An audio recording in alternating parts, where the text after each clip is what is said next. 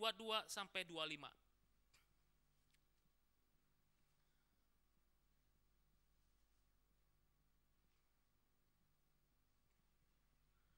Oke.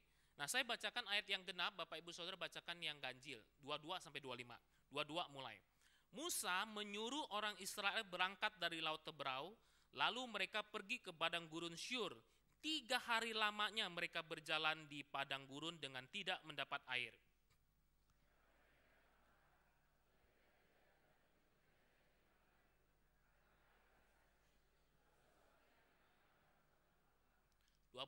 Sama-sama.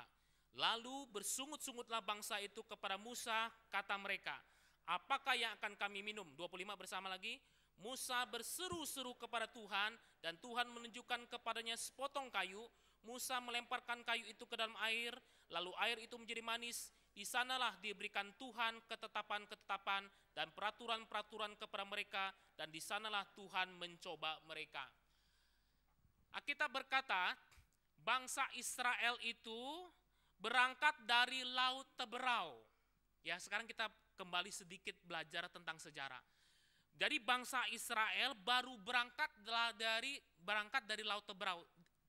Laut Teberau itu tempat apa? Masih ingat guru-guru sekolah minggu? Apakah yang terjadi di Laut Teberau? Lalu ini tes nih ya. Tes buat kita semua yang udah tahunan ke gereja jadi orang Kristen, tahu apa yang terjadi di Laut Teberau atau Laut Merah. Apa yang terjadi di Laut Merah? Yang terjadi di Laut Merah adalah Tuhan membelah Laut Teberau, Laut Merah, sehingga bangsa Israel bisa berjalan di tengah-tengah laut. Dan ketika bangsa Israel sudah sampai di ujung dari laut itu, bangsa Mesir itu yang mengejar, udah sampai di tengah, Tuhan tutup lautnya sehingga bangsa Mesir waktu itu Firaun dan pasukannya mati.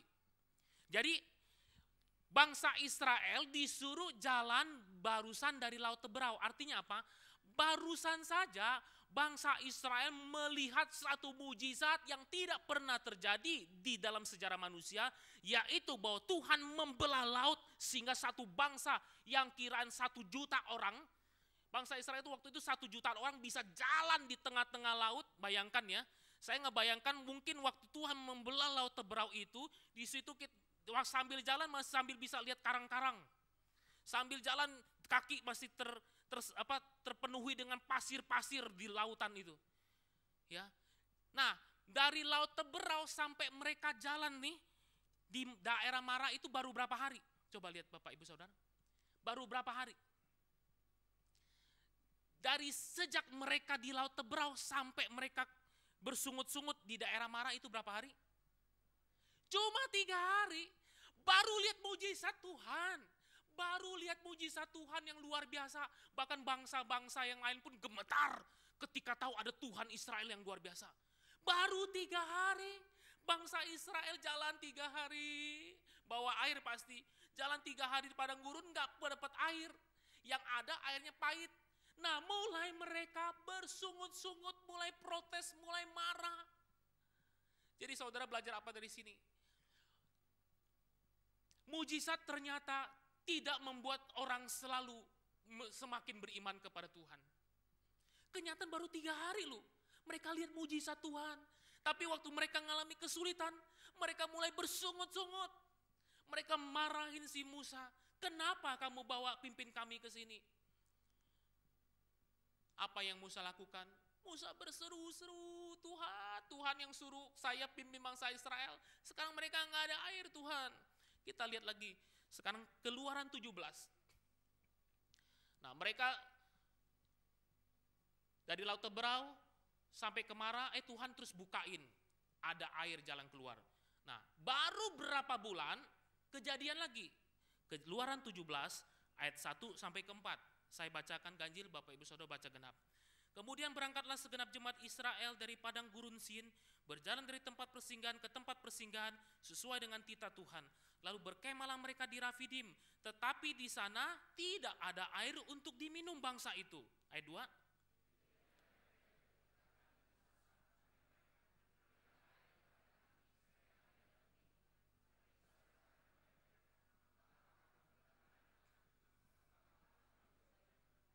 Hauslah bangsa itu akan air di sana, bersungut-sungutlah bangsa itu kepada Musa dan berkata, mengapa pula engkau memimpin kami keluar dari Mesir untuk membunuh kami, anak-anak kami dan ternak kami dengan kehausan?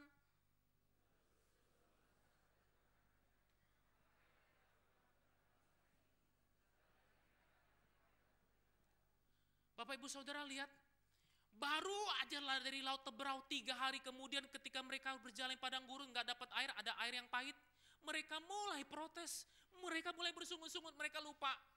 Dan kemudian Tuhan membukakan, kalau kita lihat ya dari bagian firman Tuhan, setelah nggak ada air, yang ada air pahit, Tuhan bilang, Musa lemparkan tongkatmu, dan ketika Musa lemparkan tongkat, air yang pahit menjadi manis. Dan Alkitab mencatat setelah mereka berjalan, ya, setelah mereka berjalan berapa lama, lihat Keluaran 15 ayat 27.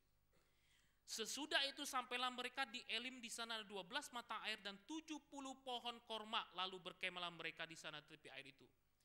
Jadi sesudah nggak punya air, Tuhan malah kasih mereka sampai satu daerah yang punya 12 mata air dan 7 pohon korma, 70 pohon korma. Nah, satu pohon korma itu bisa panen berpuluh-puluh kilo, bisa panen ton-tonan. Nah, pohon korma itu enggak ada musimnya. Jadi dia bermusim sepanjang tahun. Bayangkan 70 pohon korma. Tuhan mau tunjukkan apa? Kenapa kamu khawatir? Kenapa kamu takut? Kenapa bersungut-sungut? Bukankah aku memimpin? Baru saja dapat 70 pohon korma, baru aja melihat 12 mata air. Nah, terjadi lagi tuh. Mereka sampai jalan lagi ke Rafidim, sampai di Rafidim yang terjadi apa? Yang terjadi mereka bersungut-sungut lagi, bahkan bertengkar sama Musa. Ya, bahkan Musa bilang, "Kenapa kamu bersungut-sungut? Kenapa kamu mencobai Tuhan?" Mencobai Tuhan artinya, mengapa kamu menyalahkan Tuhan? Seakan-akan Tuhan tuh salah pimpin jalan kita. Lalu respon si Musa bagaimana? Respon Musa bagaimana? Lalu Bapak Ibu tolong perhatikan di sini respon Musa bagaimana? Berseru-seru. Berseru-seru. Nah, ini dia. Tadi saya bilang dari ketakutan, dari rasa stres, dari rasa sedih, rasa marah, untuk bisa sampai ke rasa bersyukur harus ngapain? Ya, kalau bangsa Israel mereka terusin bersungut-sungutnya. Mereka terusin protesnya, mereka terusin menyalahkannya. Tapi berbeda dengan si Musa. Untuk bisa sampai bersyukur, Musa melakukan sesuatu yang berbeda, yaitu berseru-seru. Ini ada permainan kata yang indah dalam Alkitab bahasa Indonesia. Bersungut-sungut lawan berseru-seru. Bersungut-sungut, bangsa Israel bersungut-sungut, Musa berseru-seru. Bangsa Israel bersungut-sungut, Musa berseru-seru. Nah, saudara, bagaimana kita bisa bersyukur? Pertama, langkahnya berseru-seru kepada Tuhan. Waktu kita berseru-seru kepada Tuhan, kita ceritakan seluruh isi hati kita pada Tuhan, disitulah kita akan mampu bersyukur sama Tuhan. Bukankah itu juga yang dikatakan dalam Filipi 4 ayat 6 dan 7, tolong keluarin. Gak usah buka, perhatikan ayat ini. Ya, Filipi 4 ayat 6 dan 7, sama-sama bacakan. Janganlah hendaknya kamu khawatir tentang apapun juga, tetapi nyatakanlah dalam segala hal keinginanmu kepada Allah, dalam doa dan permohonan dengan ucapan syukur. Damai sejahtera Allah yang melampaui segala akal akan memelihara hati dan pikiranmu dalam Kristus Yesus. Saudara, ini solusi. Bagaimana kita mampu bersyukur di tengah-tengah kondisi yang sepertinya dan kita punya alasan untuk tidak bersyukur. Mungkin kita merasa kita pantas bersungut-sungut. Tapi Tuhan kasih tahu, balik lagi.